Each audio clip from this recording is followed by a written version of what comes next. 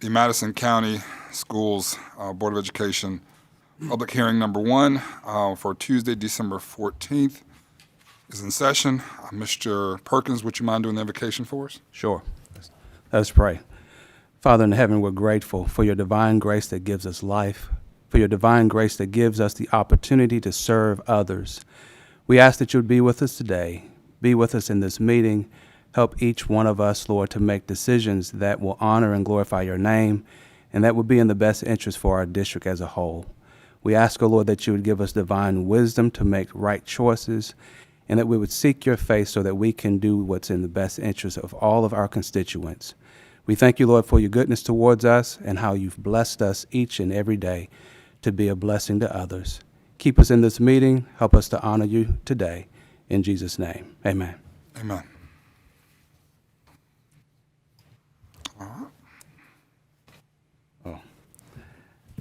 I recommend approval of the agenda dated December 14th, 2021.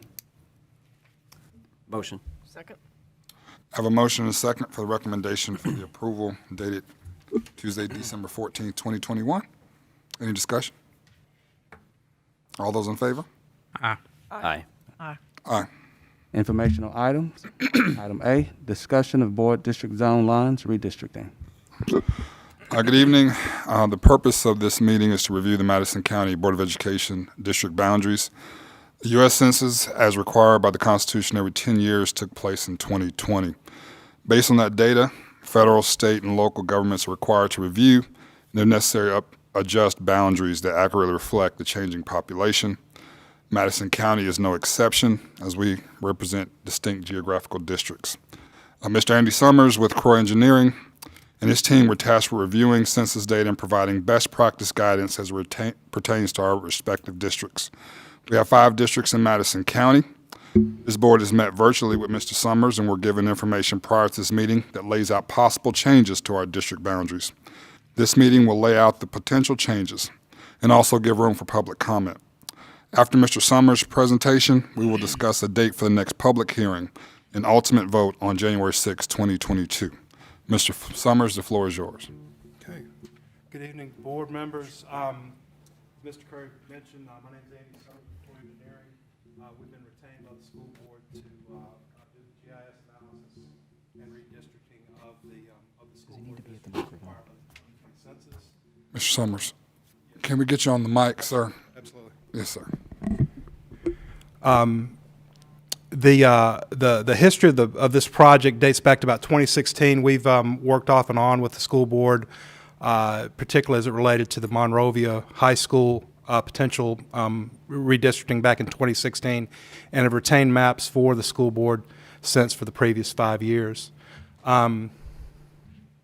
So the first map, the first exhibit, the first step in our analysis was to resurrect the old district lines that were provided to us by the school board with that 2016 effort.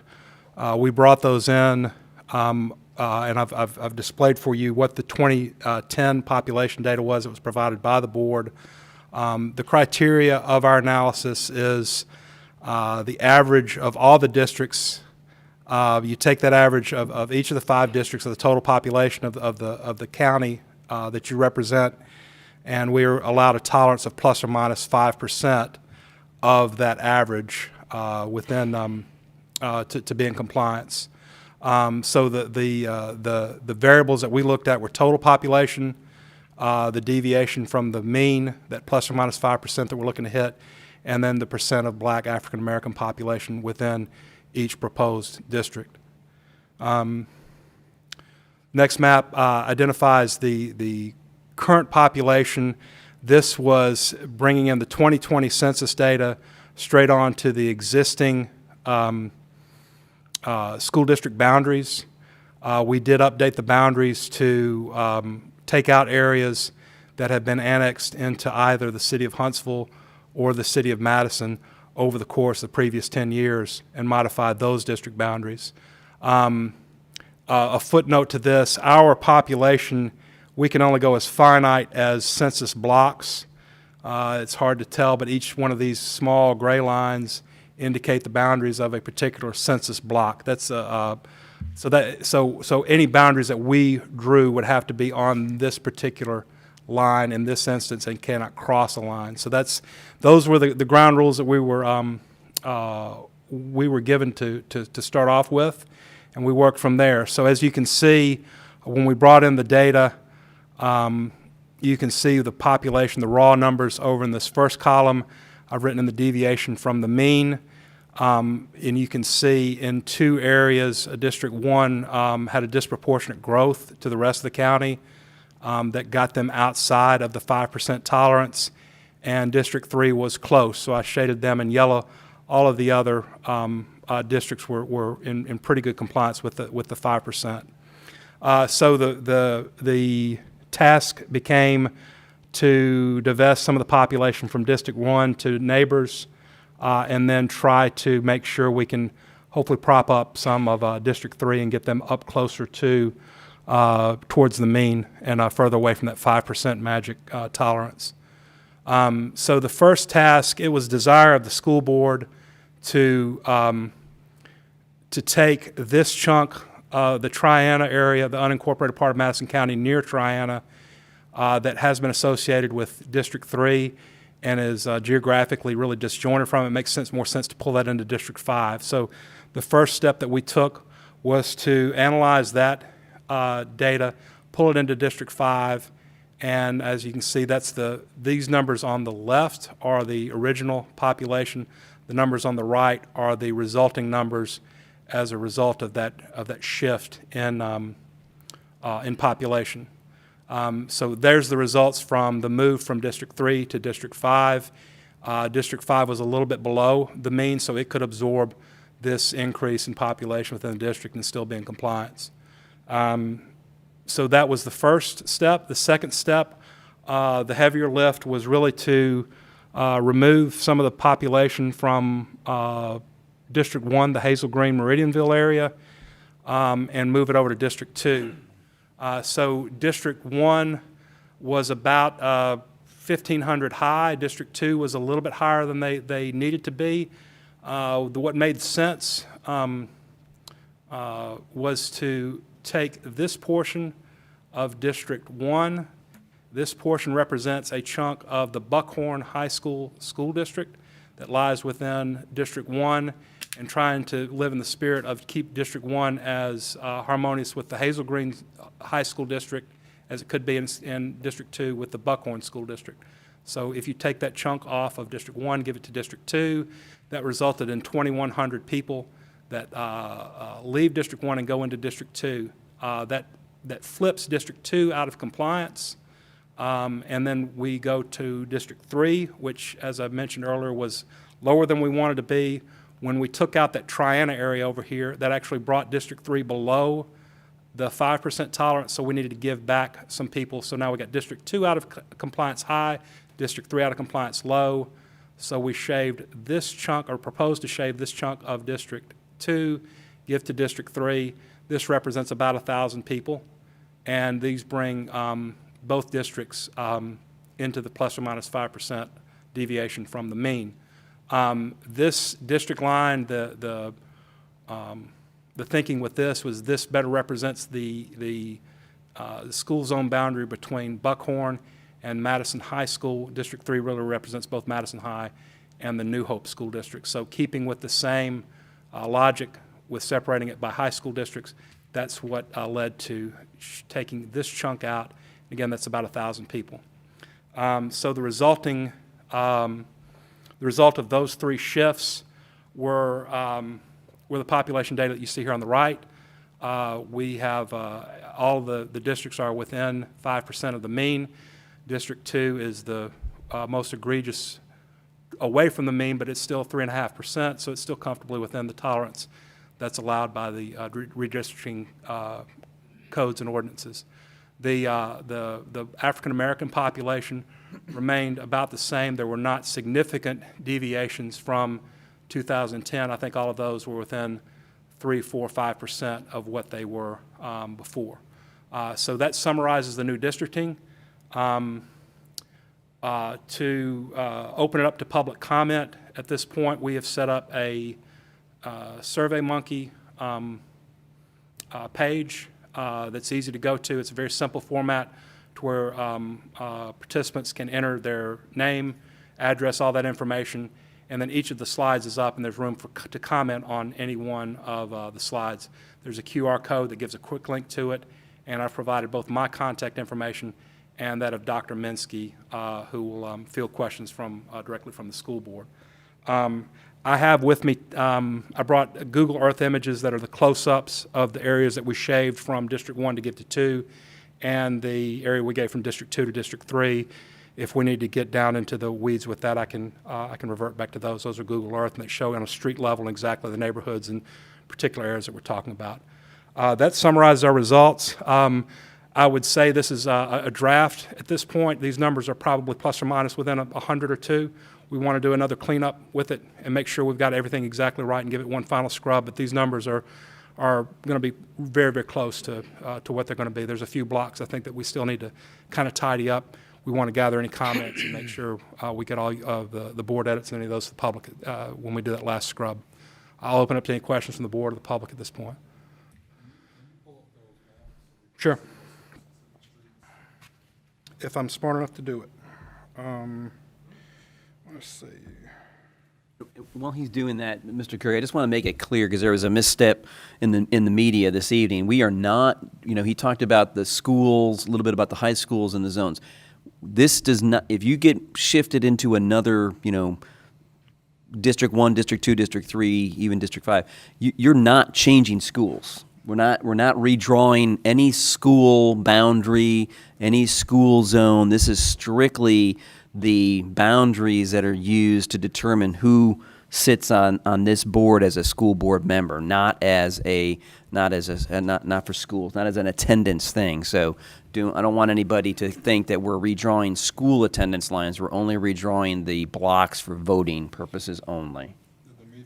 Yeah, this afternoon, one of the local TV stations, right at 4:00, announced that we were having a meeting to discuss school zone lines, and I'm like, oh no, that's not what we're doing. Is that why you're here? Okay, because it is a public hearing, right? It is a public hearing, yeah. Because Yeah. normally we can't just freely speak to who's in the audience, but the look on your face when he said that, I thought, oh no. Okay. Yeah, that's what was in. Yeah. Yeah. Yeah. And the other thing you could note is that the way that under the Governance Act, all board members represent all schools. So even That's though true. You are establishing zone lines and certain schools will be in certain zones. Technically, all of you represent all schools in the county. Good deal. Except Hazelbrand. No, I'm kidding.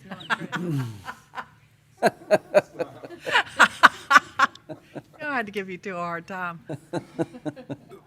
One thing I didn't point out from the presentation that I did want to mention is we made an effort to map all of the district board members' current residences and ensure that those were retained within their current district and somebody wasn't zoned out of the current district. That was also a priority of the zoning. I failed to mention that the last map that shows the population has a little asterisk or star where each of the sitting board members resides. Mr.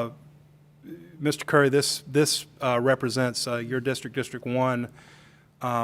The guts of your district are on the west side here, as you're aware, and then District 2 sits over on this side.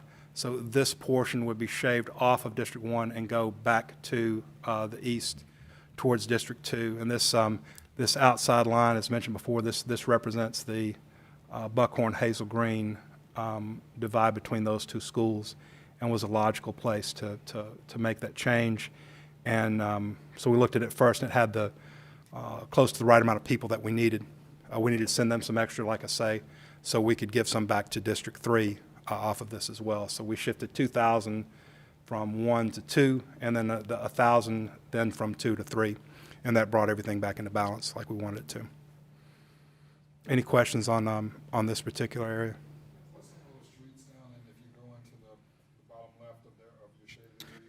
This is this curve right here is Countess Road.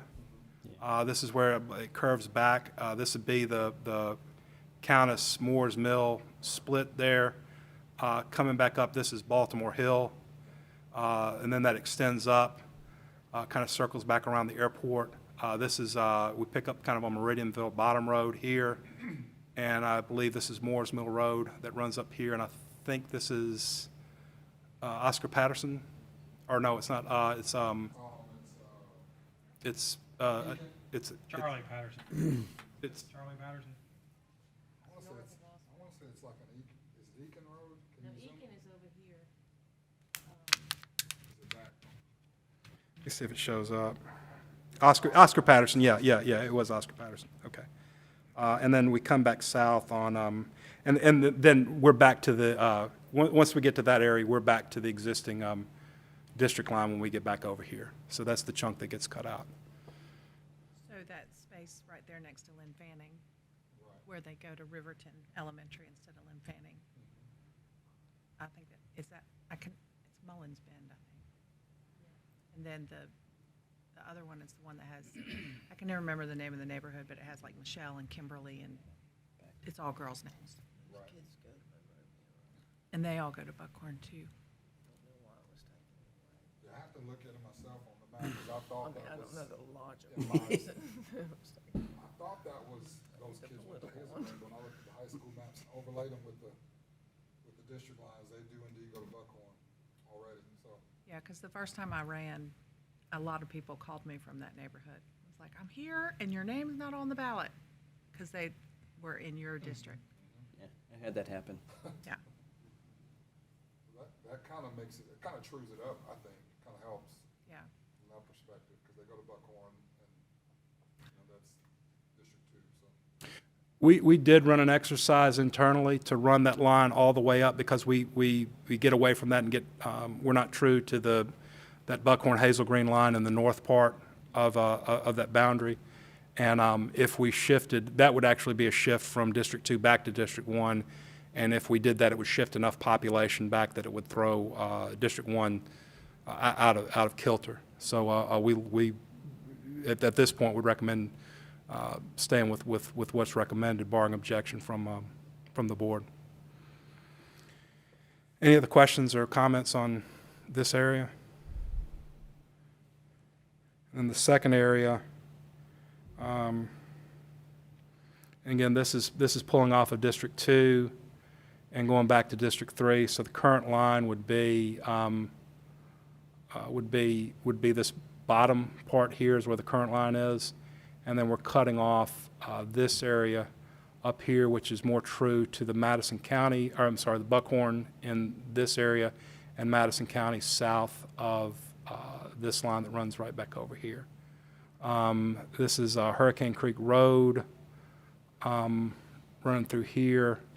It runs across country through some pretty spotty stuff in through here. There's not a really great landmark, as I recall, to key off of there. This is, I believe this is Maysville Road that runs up through here on this southwestern border through there, but it crosses some old, small, actually look like farm dirt roads and such back up in through here to scratch that out.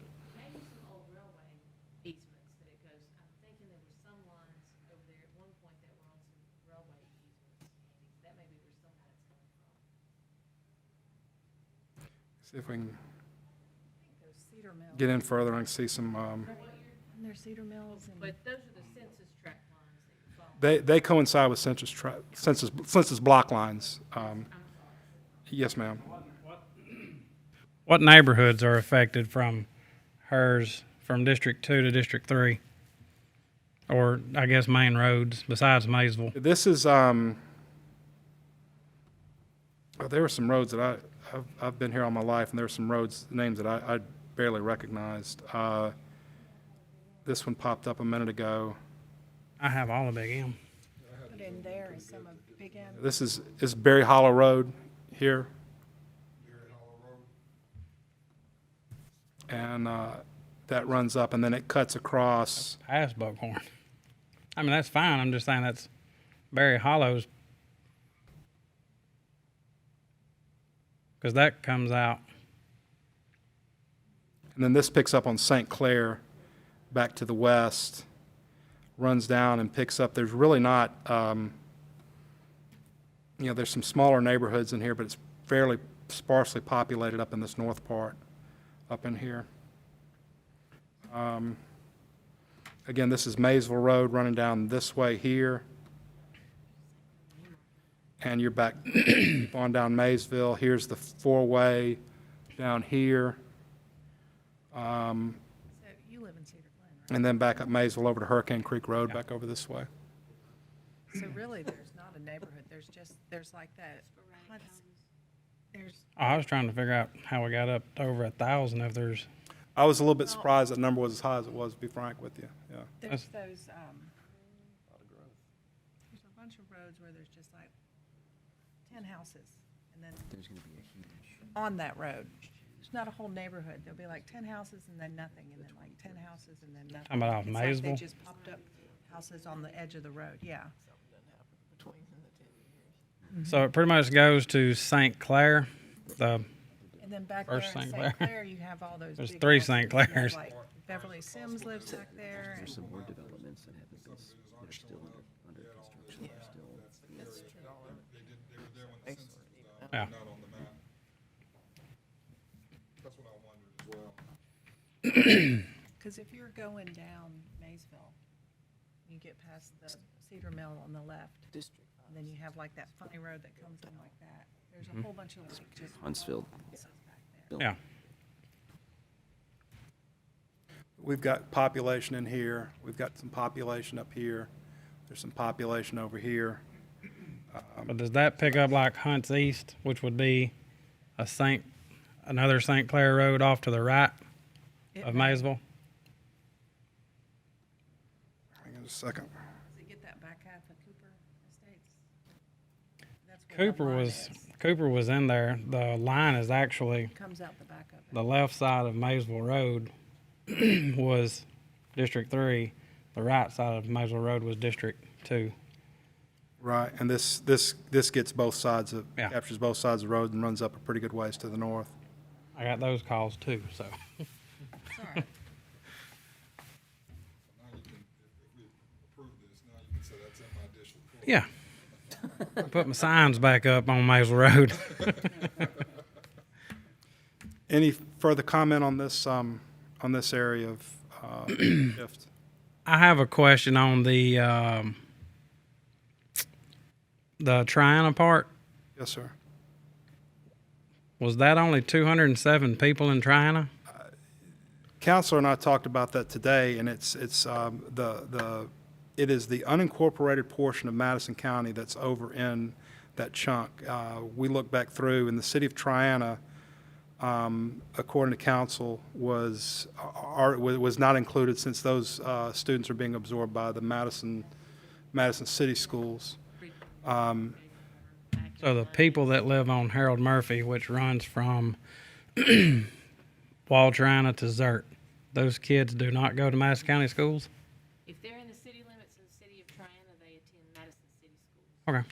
Or city of, there's a lot of city of Huntsville over there as well. So that's and there's a lot of there's a lot of area over there, but a lot of that is the flood bottoms with like where it's either limestone or Beaver Dam Creek that comes in over there. So, yeah, I don't have a cutaway. I didn't do a cutaway of that one. I've got it on the PowerPoint, but no, I don't have a PowerPoint would probably be. Nathan about that today, because he did this in 2010. We Yeah. confirmed that they were excluded. Okay. I'm good with that. I was just, that the number sounded low because I've seen Madison County buses go down Harold Murphy is the reason I was asking. It's on the, on that. because I know there's like 500 houses on Harold Murphy, so. But not all of them are in Madison County unincorporated. I think a lot of it is these areas right in here was included with it.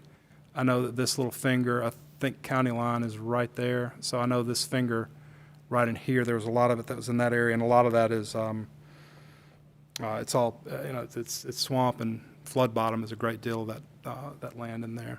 Can you see if you can find Harold Murphy on there, though? It runs from Wall Triana to Zert.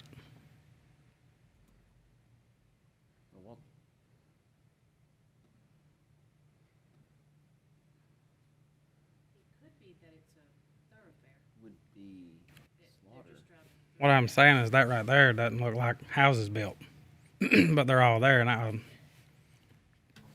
was this done in 2020? Yes, sir, this is 2020 census. Because that Harold Murphy is solid top to bottom now, is what I was saying. And that it might not be Madison County. I was just saying that farther. Full of houses. Yeah, that's what I was going by, because the county commission services it, but I know that's different from the school system. Yeah, but So- I think that is Huntsville, I think that is Madison City, because if you go down that, if you continue on down Desert Road, there's signs that say Madison City Schools. They make it a very clear distinction between Madison City and Madison County. So, and well before you get to you can see where Bridge Mill Community is. I mean, I probably right where that, keep going down there, it's right where his little hand is, right there, that's probably where Madison City ends, and everything else is Madison County. Yeah, or into City Triangle. Yeah, we have a cut Yeah. into the city of Triana. Yeah. But yeah, when I saw the 207, I was, Counselor and I talked about that pretty good bit this afternoon, the same thing. But I'm thinking what we're looking at is this, a lot of this swamp bottom over here, you know, a few probably sparse houses along Zert, and probably the same thing on the other side as you get, I can't remember if it's Limestone or Beaver Dam Creek that dumps in right there at the county line. It's one of those two.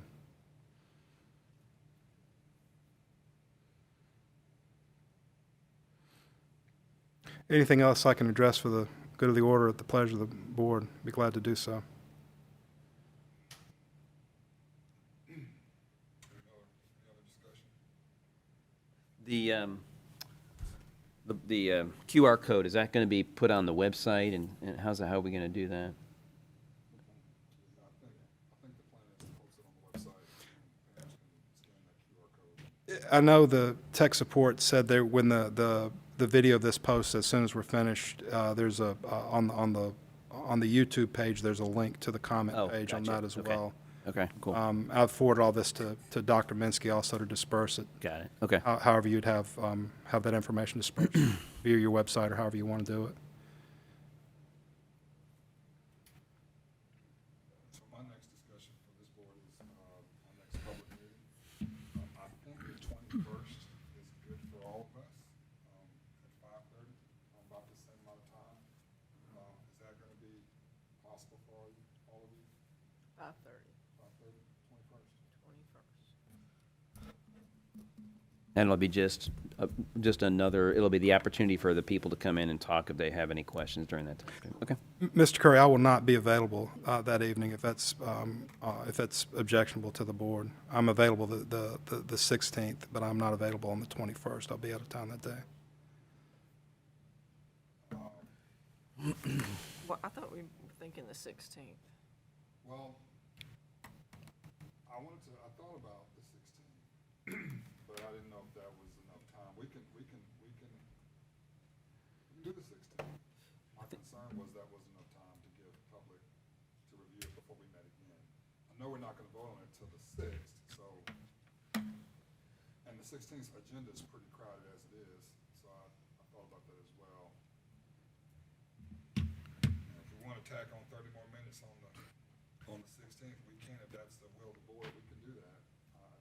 I don't mind 30 minutes, but I don't think that, it's almost less than 48 hours to give people any opportunity to review what was discussed tonight and give input, and I think our community deserves 48 hours. I think we had originally said we would wait at least a week. I realize that the second one then gives them more time, especially with the misinformation that was received this evening. We may need that 48 hours in order to ensure that people are aware of exactly what this is and that they have the opportunity to give input.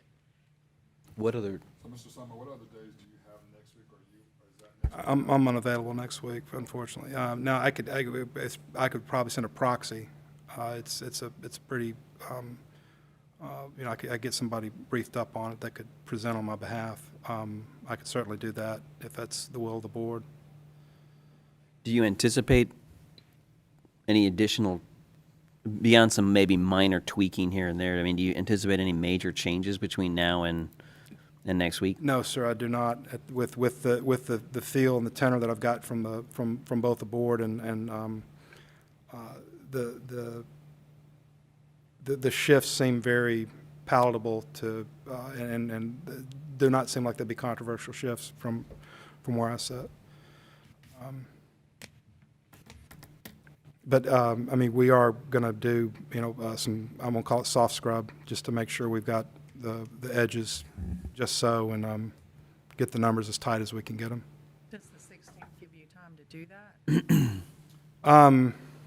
It'd be some final scrubbing. I mean, I'm going to say it's minor. It's not going to affect any changes at this point would be what I would call negligible. They would be maybe cleaning up. There were some places where a line may have clipped through between, I'm just going to make something up, between unincorporated Madison County and Huntsville. And, again, we can get just as small as a census block. Would it make sense so we've got to go all or nothing? Does it make more sense to put it all in Huntsville and out, or all in one of the districts and in? So it would be changes of that nature.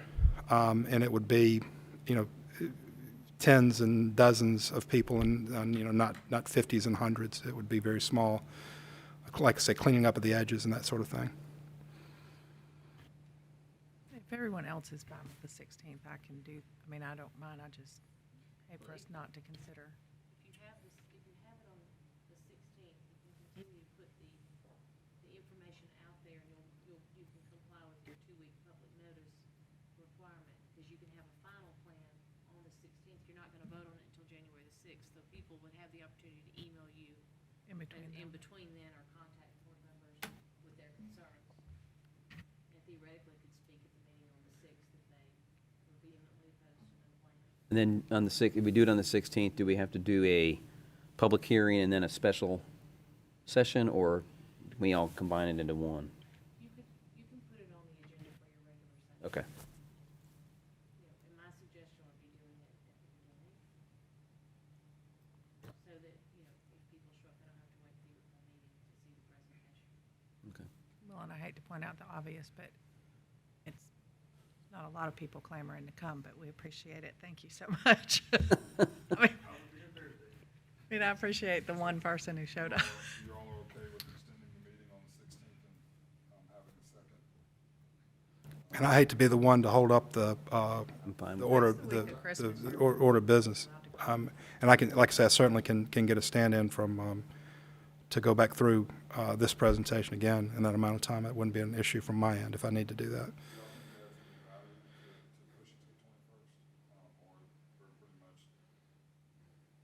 I mean, we would listen to anybody that comments after the second time, too. Yeah. Yeah. There'll be plenty of time. after- Yeah. Yeah.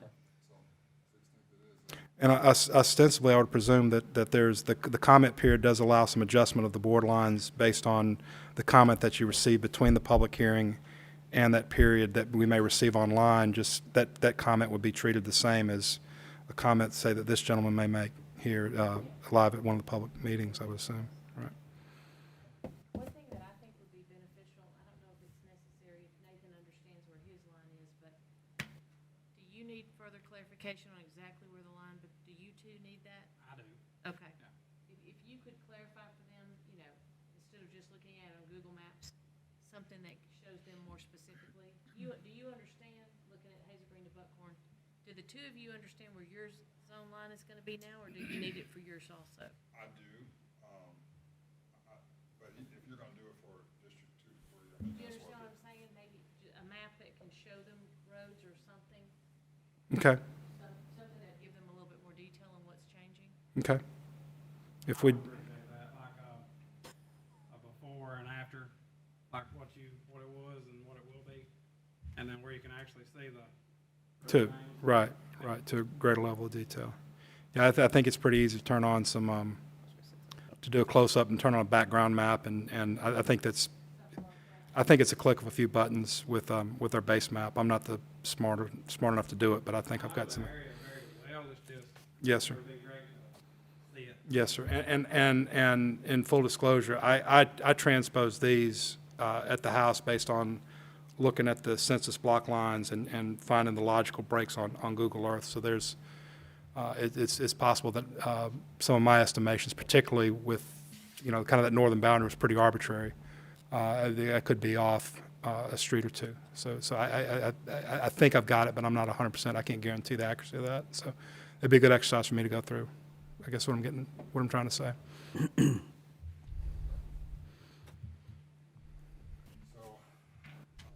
And I'm sorry, Mr. Curry, you have the desire for the same product with the 2-to-1. I'm pretty confident in where I know my lines are. I pulled up Google Earth like you did. as Yes, sir.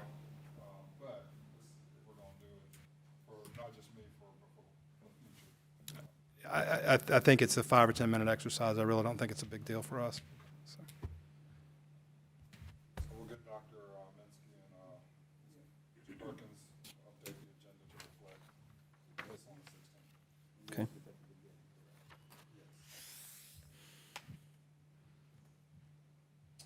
Okay.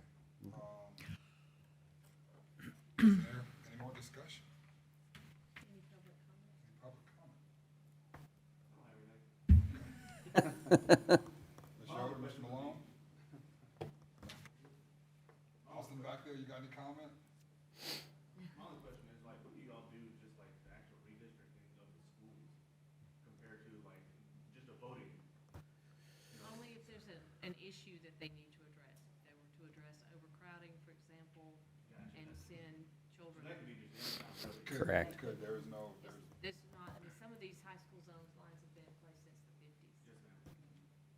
so, yeah, if we look at our needs and we have a school so crowded, school that doesn't, have space, we could possibly shift around. Those are the conversations that we'll have to have in the near future at some point as well, so. We can always look at inside a high school family first to see if there's some adjustment we can do in terms of school, if we can change some configurations. We'll always go that route first. Yeah, the 2016 effort that we went through was when there was the proposed Monrovia High School, and it was how to break up the Sparkman district, and there were a lot more parameters with that. It was for lack of better terms, a lot more political. So there was a lot more that went into that. Yeah. Yeah. I go to church in that area, so I know that whole thing, so. Absolutely. So that This right here, less heartburn, I think that right there is where there'll be a lot more people in these meetings. For sure, for sure. So, Thank you. well, if there's nothing else, I need a motion to adjourn. Motion. Second. Got a motion and a second. All in favor? Aye. Aye. Aye. We are adjourned. Thank you, Mr. Summers. you're welcome. Yeah.